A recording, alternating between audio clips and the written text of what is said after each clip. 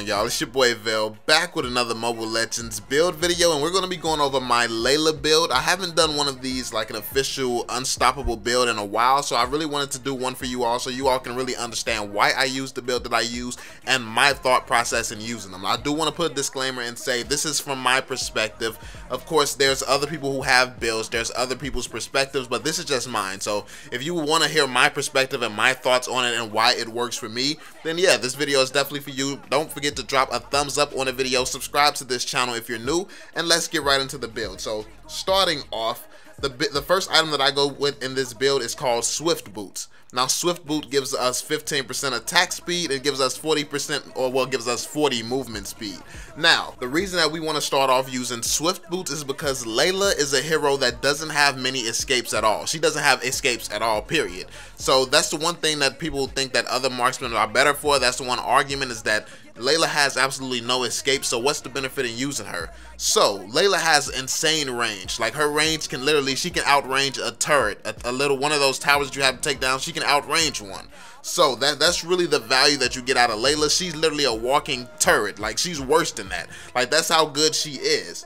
So basically, the boots are for positioning. You want to be able to get to your teammates and help your teammates quick. You want to be able to escape situations, but you do have to be able to read the mini map, see where everyone is. Like, you can't get caught off guard. If you get caught off guard with Layla, you're more than likely dead. But these boots are to put you in the best position possible not to get caught off guard and to be able to run away and escape in time. And I'd also recommend using the skill, the little skill that you have to choose. I would recommend using Assault, because you'll be able to run quicker and stuff like that if you do get caught out. Some people would go with Flicker, but I don't think that that's enough, because Layla, like so many people, you can flicker out of there and then so many people can still dive you very, very quickly. So when you use Assault, you have that consistent speed for it gives you enough time to basically get back to your tower. So definitely start off going with Swift Boots, because yeah, you want to have that movement speed because it's huge.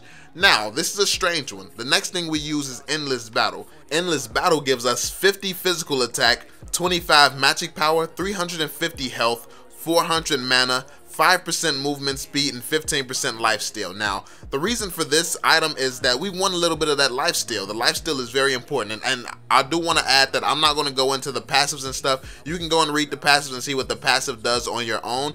But the reason that this lifesteal is important, because you don't have too much lifesteal as my old build. If you saw my old Layla build video, I'll link that in the description so you can check that out. That build is very much still viable. But I personally, I don't need that much lifesteal. I just need a little bit here and there in certain situations, because if you're using Layla, you probably shouldn't be getting hit, because the second you start getting hit, you're going to go down very quickly. So the best thing about Layla is her range, so you can stay out of the range of being hit by someone. But this little bit of lifesteal, just in case, definitely does help you out. Then you have the 6% movement speed, and that increases how fast you go. Obviously, you want to be able to move around a lot quicker. The mana is a big deal also, because you want to be able to take out those minions and stuff very, very quickly. So you don't want to be running out of mana all the time, so this mana actually helps you as well. And the health, obviously, a little bit of health is not going to hurt. That's just an added bonus. Like, this item gives you so much that it becomes worth it, in my opinion.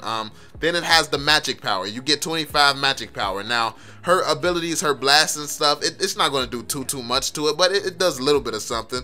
But that's not really the selling point on why you want to use that item. Then we have the physical attack. Obviously, anything that allows you to do more damage with a marksman is definitely a good item. So that's Endless Battle. That's why we use it. Moving on, we have Thor's Sting. Thor's Sting gives us 30% attack speed, 8% movement speed, and 20% critical strike chance. Now, this build is definitely going to be working a lot towards the critical strikes, because that's why this build is so deadly. That's why it does so much damage, is because of the critical strikes. You can hit people.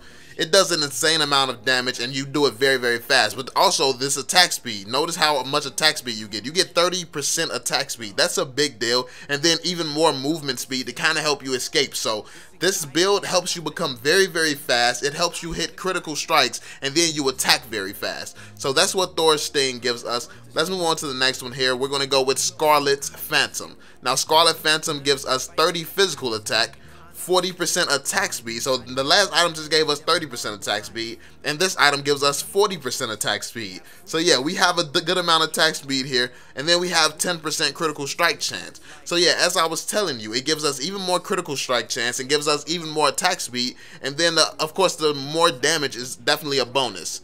So yeah, that's one of the big things with this build is we're going to be going for attack speed, we're going to be going for critical strikes, and we're going to want to do damage. Like, that's the job of an ADC, that's the job of a marksman type of hero, and that's the job of Layla. So yeah, that's definitely a huge one here. Moving on to the next one here, we're going to be going for Blade of Destruction. Blade of Destruction gives us 70 physical attack and 20% critical strike chance. Now, the 70 physical attack, obviously we want more damage. We were still going over that. We want more damage. And then the 20% critical strike chance, this gives us a greater chance of getting those critical strikes. So this, by the time you get to this item, you're basically at the point where every single time you hit is going to be a critical strike. So yeah, every single strike is going to be a critical strike at this point, and you're going to be attacking so fast that you're getting a bunch of quick critical strikes, and you're getting them so quickly that you're going to be melting people in just a few hits. So yeah, Blade of Destruction is definitely huge. Now this one is going to be a big one. So Blades of Despair. Blade of Despair gives us 130 physical attack, 25% attack speed, 10% critical strike chance. Now, it gives us even more critical strike chance and gives us even more attack speed. That's why she attacks super quick when you get this max build. And then this gives us a load of damage. So this item gives us so much damage that it's just, obviously you want to do more damage. Even though you get the most value from your critical strikes are going to be a lot higher if you have more damage to deal.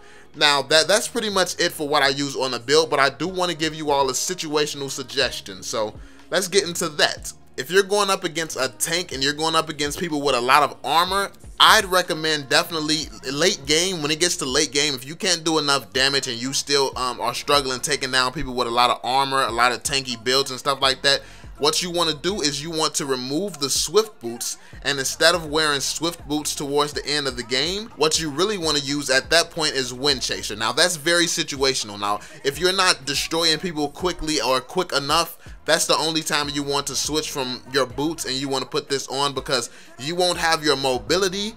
But if you have a team that's supporting you and that's really helping you, it'll be safe for you not to have that mobility, because you'll be able to take out anybody with armor a lot quicker. So yeah, you want to use this Wind Chaser that gives you 60 physical attack and 40% physical penetration.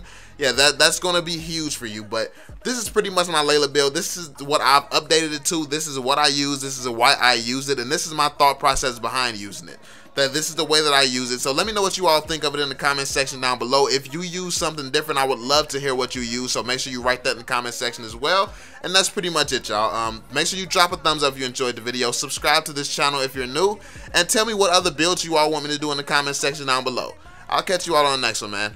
Peace out. I'ma get down, get on, that's what I've been on. Fucking with your mind, trying to turn shit on. But they wanna pit me as a villain, even though I'm here to open their mind through the rhyme of life. I got to open their mind and design the right time to make a decision and get in. I'm making a decision, cause I'ma hit them and get them living. They wonder what I'm giving, I'ma never give in. I gotta let everybody